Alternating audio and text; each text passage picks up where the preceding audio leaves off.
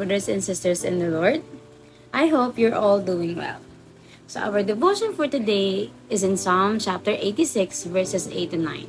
And it says, "Among the gods there is none like you, Lord.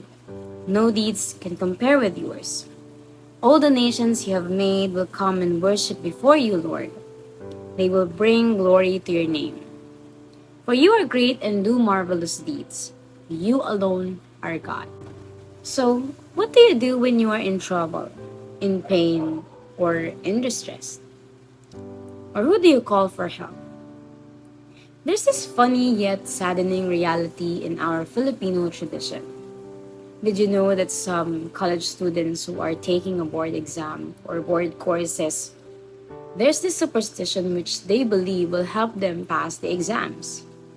For an instance, some believe that if they will go to every churches, every saint, and pray to them, the chances of passing is higher. While some believe if you will offer an egg to St. Clair or ask St. Jude to bless your materials such as pencil and paper, you will pass the exam. But this is my question. Why go to the creation when you can come near to the Creator? Don't you know that St. Clair, St. Jude, all those saints you believe to bless and help you are just one of God's creation too? Well, they don't have the power to bless, to save, or make you pass the exams. And the same is true to the pagan gods whom the ancient people worshipped. So Psalmist David in this passage knew God, and that no other God, as in the small letter G, is like him.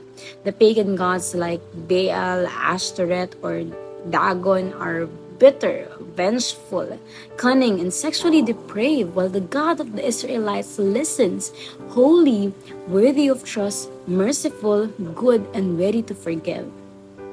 Remember the story in 1 Kings chapter 18 where Ahab gathered all the Israelites on Mount Carmel for a showdown between the prophet Elijah and the prophets of Baal? The prophet of Baal worked harder for Baal to show his power. In verses 28 and 29, it says, "And they cried aloud and cut themselves after their custom with swords and lances until the blood gushed out upon them. And as midday passed, what happened? They raved on until the time of the offering of the oblation, but there was no voice. No one answered, no one paid attention. They cried out and even cut themselves, only to hear nothing from their God." But Elijah, on the other hand, prepared the altar and prayed to God, and the Lord answered him by fire.